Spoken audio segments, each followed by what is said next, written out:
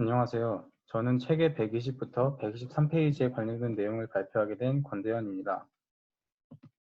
먼저 자율신경계의 일반적인 기능이 무엇인지 살펴보고 자율신경 자극에 대한 여러 기관들의 반응에 대해 알아보겠습니다. 자율신경계의 일반적인 기능에 대해 알아보겠습니다. 자율신경계는 유기체의 내부 환경을 알맞게 조절하는 역할을 합니다. 먼저 교감신경계에 대해서 알아보겠습니다. 혈당 농도를 상승시켜서 체온 조절을 하는 역할을 합니다. 또한 출혈, 산소 부족, 흥분 및 운동에 대한 보상 혈관 반응을 일으킵니다. 일반적으로 지속적으로 활동하는데 활동의 정도는 순간마다 그리고 장기마다 변화하며 끊임없이 변화하는 환경에 따라 달라집니다. 심박수 후 혈압을 올리고 혈류가 피부에서 골격근으로 이동하게 합니다. 또한 세기관지 및 봉공이 확장되어 유기체가 싸움에 더 잘 대비할 수 있도록 합니다. 이러한 많은 효과는 주로 부신 속질에서 분비되는 에피네프린의 작용에 의해 유발되거나 강화됩니다. 다음으로 부교감 신경계의 기능을 보겠습니다. 주로 에너지 보존 및 장기 기능 유지와 관련이 있습니다. 심장 박동 속도를 늦추고 혈압을 낮춥니다. 또한 위장 운동과 소화의 분비를 자극하며 영양분 흡수를 돕습니다. 거대한 빛으로부터 망막을 보호하기도 하고요. 방광과 직장을 비우는 데 작용을 합니다. 이제 자율신경 자극에 대한 여러 기관들의 반응에 대해 알아보겠습니다. 대부분의 경우 교감, 부교감 신경전달 물질들은 생리적, 기능적 기량제로 볼 수 있습니다. 그리고 대부분의 내장은 자율신경계의 두 부분, 교감, 부교감에 의해 영향을 받으며 특정 기관에서의 작용은 독립적일 수도 있고 아니면 두 부분이 통합적, 상호이동적으로 작용할 수도 있습니다. 첫 번째로 자율신경계가 눈과 관련된 부위에 어떤 작용을 하는지 알아보도록 하겠습니다. 홍채의 레디알 머슬은 교감신경 작용에 의해 수축하고 동공을 확대하는 역할을 합니다. 수용체의 아형은 알파1이 존재합니다. 홍채의 스핑터 머슬은 부교감 신경 작용에 의해서 수축하고 동공을 축소하는 역할을 합니다. 수용체의 아형으로 M3와 M2가 있습니다. 실리아리 머슬, 선무체근은 수정체의 두께를 조절하는 역할을 합니다. 교감신경 작용에 의해 이완되어 수정체의 두께를 얇아지게 하고 시야가 멀어지도록 합니다. 수용체의 아형은 베타2입니다. 반대로 부교감신경이 작용하면 수축하여 수정체가 두꺼워지도록 하고 시야가 가까워지도록 합니다. 수용체의 아형은 M3와 M2가 있습니다.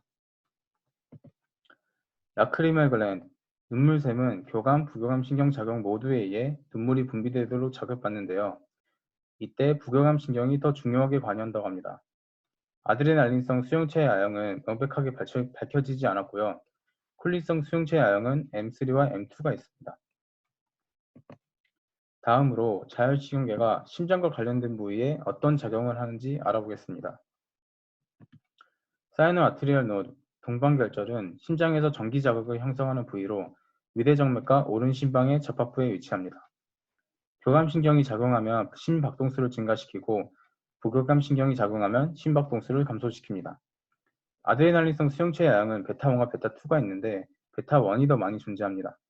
콜린성 수용체는 M2와 M3가 있는데 M2가 훨씬 더 많이 존재한다고 합니다. 아트리아, 심방은 정맥과 직접 연결되어 있는 부분으로 심장으로 되돌아오는 피를 받는 곳입니다. 교감신경이 작용하면 수축력이 증가하고 전기신호의 전도속도가 증가합니다. 반대로 부교감신경이 작용하면 수축력이 감소합니다. 아드레날린성 수용체의 양은 베타1과 베타2가 3대2 정도의 비율로 존재한다고 합니다. 콜린성 수용체의 아형은 M3와 M2가 있는데 M2가 훨씬 많이 존재합니다. 아트리오 벤트리큘러 노드, 방실결절은 오른 심방과 오른 심실의 경계에 붙은 삼천판 부분에 있는 심장근육 세포 덩어리입니다. 심장에 자극을 전도하는 부분인데 교감신경이 작용하면 자동성과 전도속도가 증가하고 부교감신경이 작용하면 전도속도가 감소하고 심하면 방실 차단이 일어날 수 있습니다. 여기서 자동성이란 호흡 중추의 신경세포가 자발적, 율동적으로 흥분하여 호흡 운동을 일으키는 성질을 말합니다. 아드레날린성 수용체의 아형은 베타1과 베타2가 있는데 베타1이 더 많습니다. 콜린성 수용체의 아형은 M3와 M2가 있는데 M2가 훨씬 많이 존재합니다. 히스 퍼킨지 시스템은 전기 신호를 전달하는 히스 번들과 퍼킨지 섬유들을 통칭하는 말입니다. 교감신경이 작용하면 자동성과 전도 속도가 증가하는 반면 부교감 신경의 작용은 효과가 미미하다고 합니다. 아드레날린성 수용체의 양은 베타1이 베타2보다 많고 콜린성 수용체의 양은 M2가 M3보다 훨씬 많이 존재합니다. 다음으로 벤트리클, 심실은 심장 중에서 동맥과 직접 연결되어 있는 부분인데요. 교감신경이 작용하면 수축력과 전도 속도가 증가하고 부교감신경이 작용하면 수축력이 약간 감소한다고 합니다. 아드레날린성 수용체의 양은 베타1과 베타2가 대략 4:1 비율로 존재하고 콜린성 수용체는 M2가 M3보다 훨씬 많습니다. 이제 혈관 부분을 보겠습니다. 표로 정리를 했는데요. 교감신경이 작용했을 때 이완되는 혈관들은 관상동맥과 골격근에 분포하는 동맥들이 있고요. 교감신경이 작용했을 때 수축되는 혈관에는 피부와 점막, 복부장기, 침샘에 분포하는 동맥, 대뇌동맥, 폐동맥이 있습니다. 교감신경이 작용했을 때 신장동맥은 수축과 이완이 비슷한 정도로 일어나고 정맥도 마찬가지입니다. 수용체를 보시면 아드레날린성 수용체를 보시면 모두 공통적으로 알파1이 존재하는 것을 볼 수 있고요. 베타2도 많이 분포하는 것을 볼 수 있습니다. 이제 대부분의 혈관에서 가장 많은 알파1 수용체의 양은 알파1A이고 대동맥에는 알파1D가 가장 많이 존재합니다. 대부분의 혈관 내피세포는 NO를 방출하여 무스카린성 자극을 일으켜 혈관을 이완시킵니다. 골격근 혈관에서 교감 콜린성 섬유에 의해 자극되는 수용체와는 달리 이러한 무스카린 수용체는 신경 분포가 없으며 혈관을 따라 흐르는 무스카린 작용제에만 반응한다고 합니다. 이제 폐를 보시겠습니다. 기관과 기관지의 윗문이근은 교감신경 자극을 받으면 이완하고 부교감신경 자극을 받으면 수축합니다. 아드레날린성 수용체는 베타2가 있고 콜린성 수용체는 M3와 M2가 있습니다. 다음은 위를 보겠습니다. 이 위에 있는 조인근은 교감신경 자극을 받으면 수축하고 부교감신경 자극을 받으면 이완합니다. 아드레날린성 수용체는 알파1이 있고 콜린성 수용체는 M3와 M2가 있습니다. 소화의 분비는 교감신경 자극을 받으면 억제되고 부교감신경 자극을 받으면 촉진됩니다. 아드레날린성 수용체로 알파2가 있고 콜린성 수용체로 M3와 M2가 있습니다. 다음은 창자의 자율신경계가 어떤 작용을 하는지 보겠습니다. 이 조인근은 교감신경 자극을 받으면 수축하고 부교감신경 자극을 받으면 이완합니다. 아드레날린성 수용체는 알파1이 있고 콜린성 수용체는 M3와 M2가 있습니다. 소화의 분비는 교감신경이 작용하면 감소하고 부교감신경이 작용하면 증가한다고 합니다. 아드레날린성 수용체로 알파2가 있고 콜린성 수용체로 M3와 M2가 있습니다. 다음으로 방광을 살펴보겠습니다. 방광을 둘러싼 디트루저 머슬이 존재합니다.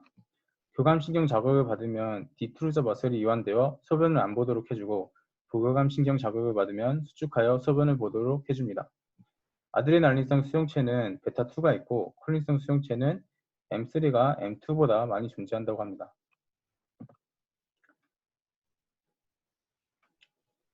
이제 방광의 스핑터도 있는데요. 방광의 인터널 스핑터는 교감신경 자극을 받으면 수축하여 소변을 억제하고 부교감신경 자극을 받으면 이완하여 소변을 내보내도록 도와줍니다. 아드레날린성 수용체는 알파1이 있고 콜린성 수용체는 M3가 M2보다 많이 존재합니다. 다음은 자궁입니다. 자궁은 주기에 따라 수축과 이완이 달라지고 에스트로겐, 프로게스테론과 다른 요인들이 자궁의 수축과 이완에 영향을 미친다고 합니다. 수축을 일으킬 때는 알파1 수용체가 관여를 하고 이완을 일으킬 때는 베타2 수용체가 관여한다고 합니다. 다음은 생식기입니다. 교감신경 자극은 사정을 촉진하고 부교감신경 자극은 발기를 촉진한다고 합니다. 아드레날린성 수용체로 알파1이 있고 콜린성 수용체는 M3가 있습니다. 다음은 털세운근입니다. 교감신경 자극을 받으면 수축하여 그림과 같이 털을 세웁니다. 수용체는 알파1이 있습니다. 다음은 땀샘입니다. 교감신경 자극을 받으면 손바닥과 같은 특정 부위에 땀의 분비를 촉진합니다. 반면 부교감신경 자극을 받으면 특정 부위가 아닌 일반적인 부위에서 땀의 분비를 촉진한다고 합니다. 아드레날린성 수용체는 알파1이 있고 콜린성 수용체는 M3와 M2가 있습니다. 다음은 비장 캡슐입니다. 교감신경 자극을 받으면 수축과 이완이 일어나는데 수축이 더 우세하게 일어난다고 합니다. 그래서 질화에 저장 중인 혈액을 혈류 속으로 방출할 수 있도록 도와줍니다.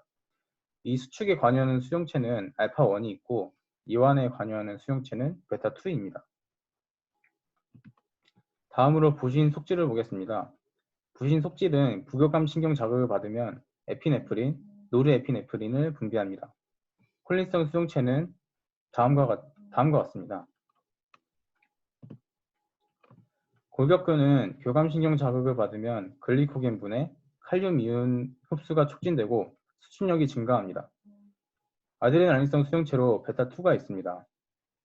이제 간을 보면 간은 교감신경 자극을 받으면 글리코겐 분해와 포도당 신생합성을 촉진하여 몸이 에너지를 쓸 수 있는 상태로 만들 수 있도록 도와줍니다. 아드레날린성 수용체로 알파1과 베타2가 있습니다. 다음은 이자에 대해 알아보겠습니다.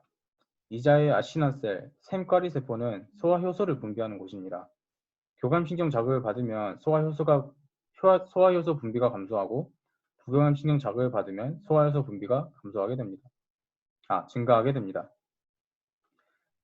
아드레날린성 수용체는 알파가 있고 A형은 아직 명확하게 밝혀지지 않았습니다. 콜린성 수용체는 M3와 M2가 있습니다. 이자의 아일렛셀, 베타세포는 인슐린을 합성 분비하는 곳입니다. 교감신경 자극을 받으면 인슐린의 분비 감소와 증가가 모두 촉진되는데 상대적으로 분비 감소가 더 많이 일어나서 전체적으로는 분비가 감소됩니다. 분비 감소에 관여하는 수용체는 알파2이고 분비 증가에 관여하는 수용체는 베타2입니다.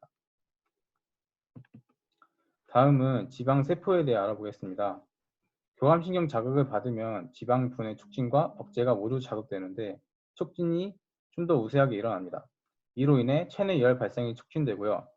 지방 분해를 촉진하는 데 관여하는 수용체는 알파1, 베타1, 2, 3가 있고 지방 분해를 억제하는 데 관여하는 수용체는 알파2가 있습니다. 베타3 수용체의 활성은 많은 열 생산과 지방 분해를 일으키고 이 베타 수용체의 활성은 지방세포에서 렙틴이 빠져나가는 것을 억제합니다. 여기서 이 렙틴이라는 것은 지방세포로부터 분비된 호르몬으로 시상하부의 수용체에 작용하여 식욕을 억제하고 에너지 소비를 증가시키는 역할을 하는 그런 호르몬입니다. 다음은 침샘에 대해 알아보겠습니다. 교감신경, 부교감신경 자극 모두 침 분비를 촉진하는데요. 부교감신경의 작용이 교감신경의 작용보다 더 중요하다고 합니다. 아드레날린성 수용체는 알파1이 있고 콜린성 수용체는 M3와 M2가 있습니다. 다음은 코인두샘입니다. 부교감신경 자극을 받으면 코인두샘에서의 분비가 촉진되고요. 콜린성 수용체는 M3와 M2가 있다고 합니다. 이 솔방울샘은 머리 가운데에 위치한 뇌분비 기관으로 멜라토닌을 생성, 분비하는 곳입니다. 교감신경 자극을 받으면 멜라토닌 합성이 촉진됩니다. 아드레날린성 수용체는 베타로 A형은 아직 명확하게 밝혀지지 않았고요.